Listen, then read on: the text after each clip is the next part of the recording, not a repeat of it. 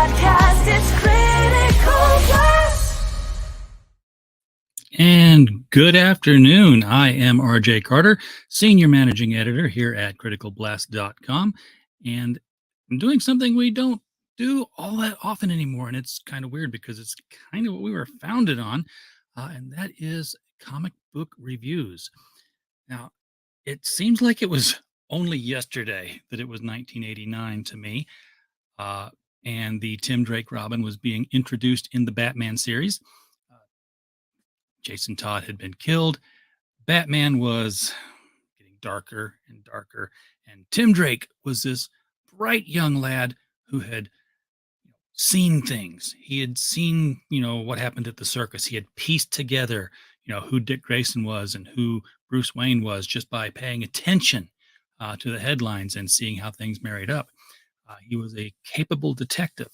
And that's kind of what endeared him to readers after having endured the Jason Todd character, who, while at first was sort of a streetwise kind of Robin, got more and more unbearable and more of an angry Robin. People just didn't relate to and didn't like.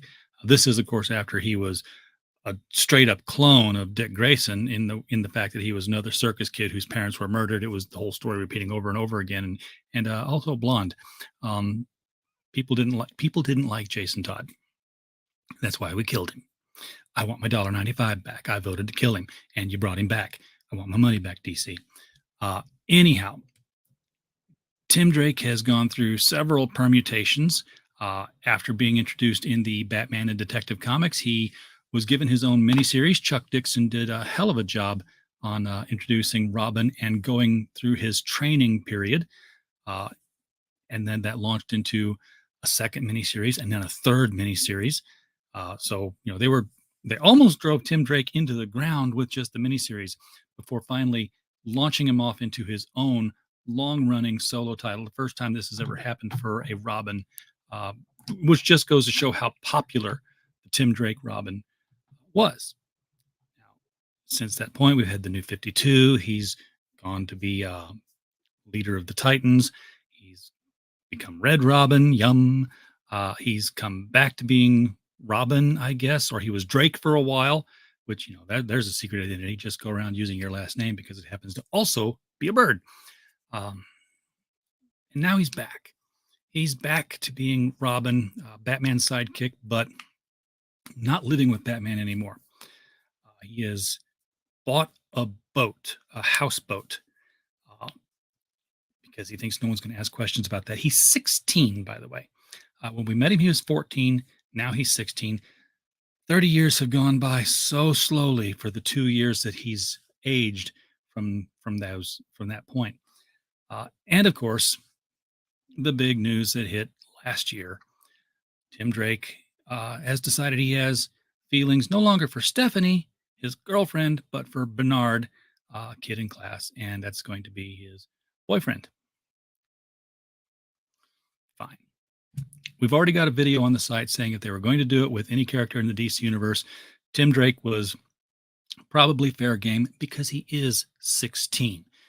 And, when you're a teenager, that's when you start to experiment with your sexuality and find out who you are and everything. Just because it's been 30 years for us doesn't mean it's been 30 years for him. So there's plausibility. I'll allow that. But man, there's something that happens in Gotham City when a character goes gay. Suddenly they're surrounded by nothing but gay. And everything's gay. The rainbow has never shined brighter in a city as dismal as Gotham City. Which brings us to Robin number 1, Tim Drake, : Robin number 1. Got to keep that colon in there because we want to differentiate which Robin we're talking about, because there's 5 of them now, if you count the time that Stephanie was Robin herself. And he's in the Gotham City Marina. This is a book written by, Megan Fitzmartin, and with art by Riley Rossmo. Don't know them. I know Lee Luffridge. She does the colors. I've seen her name before. But this is a very muted kind of book. This is a very this is a young adult graphic novel art style here. Let's just don't worry. I'm not worried about doing this. I'm going to do this. Fold that back. Not going to slab it now. Here we go. This is Tim Drake, and this is sad. He's been gay less than a year, and it looks like he's already been afflicted with AIDS. There's that neck. His head's just he's emaciated. That's the word for it. His head's just going to fall off that spindly little neck of his while he's going to his houseboat, and somebody's behind him. Somebody's sneaking. This is Robin, mind you. Someone is sneaking up on Robin, and it's and scares him. His boyfriend, the normal guy, the guy with no superhero training, sneaks up on Tim Drake and jeepers, you scared the willies out of me there, Bernard. Oh my goodness. That's yeah, not what I'm expecting. They sit down, they have a burger, they meet some of his neighbors. I don't know what this relationship is. One neighbor doesn't like the other neighbor's name. They live together. That's not what I named you. But folks, you're both the same age. Why did you name her at all? I mean, Cam is a stupid name. What kind of a name is that? That's not what I named you. This is Camille and Mrs. Somebody or other. And Bernard likes the neighbors. He likes the neighbors because they're weird. Yes, they're weird. This is basically borrowing right out of Coraline, borrowing right out of Sandman for that instance. The Doll's House. The Doll's House when Unity Kincaid moves into the big house and all these strange people are there. There's almost a one-to-one correspondence going on here with that kind of thing. These are the neighbors all sitting around the dock having their burgers, their carry out. You've got and it's exactly what you would expect. Tammy and Lauren live in one of the boats. Pie, when they aren't working, they are hanging around with them.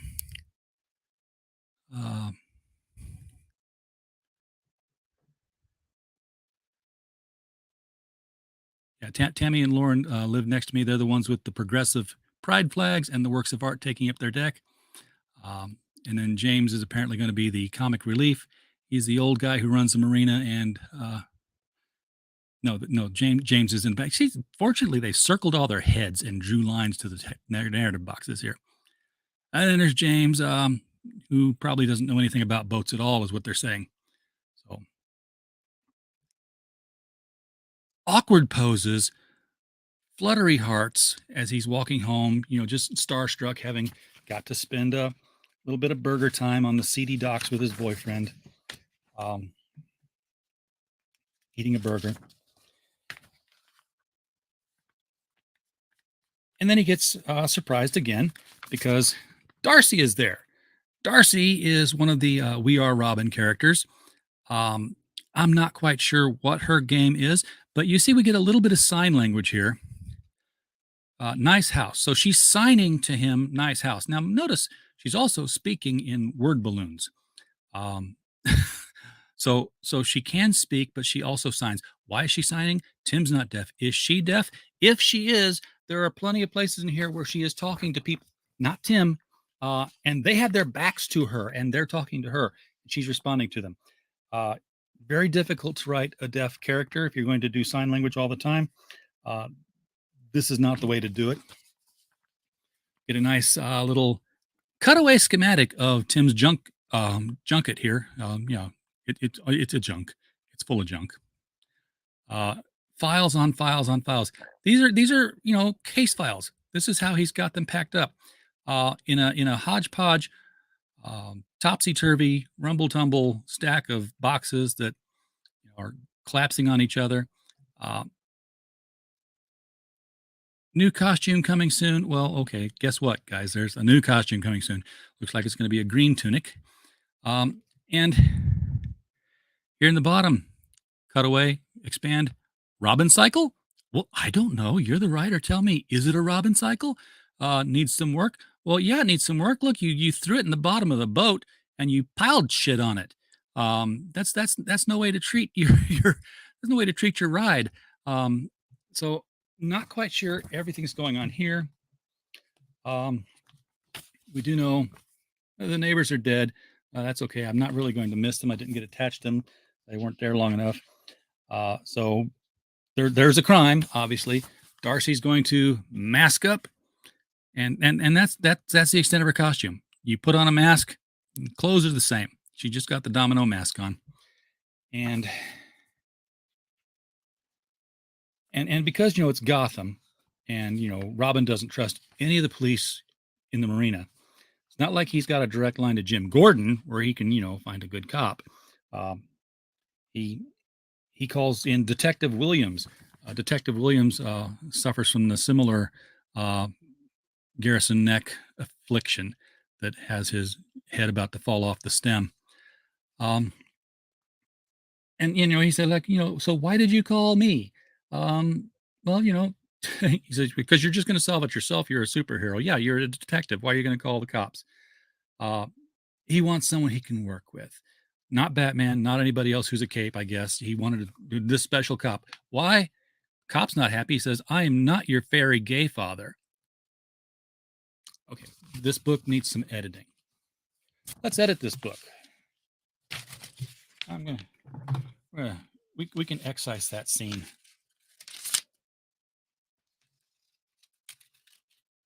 Okay, there. That scene's no longer in the book. We took care of that. Fair enough. It'll read better this way. Of course, he makes comments on her sweatshirt. Her name's Sparrow. She's gonna go with Sparrow now, another bird. And Robin's examining the crime scene. Oh, the clues. There's so many clues here. There is this is almost like a highlights magazine. The Timbertoes trying to solve something here. There's handprints, which he can see. There is hair fibers. There's the skeleton of the dead person. There's a straight razor, which might have been used. Doesn't have any blood on it. And there is gold coin. Wow, what could all of those things add up to be? If this were Detective Comics in 1970, they would all go together and mean something. They don't mean a damn thing. They're just junk laying around because this is a trash heap of a marina. Now, what it is a continuation of the Pride story, where some weird little electronic ghost animal thing showed up. That's what's happening here again. Somebody's reenacting the murders in the Rue Morgue. It's a detective story, the first detective story. So that's what's got to mean something. And this ghost orangutan is being projected from this white disc. He's got to search the marina for this white disc. Fortunately, it's standing out all nice and glowy there amid all the other trash. But that destroying the disc doesn't stop the orangutan. Oh my, oh dear, what are we going to do? Well, what he does is, after a couple of tosses, a couple of fights,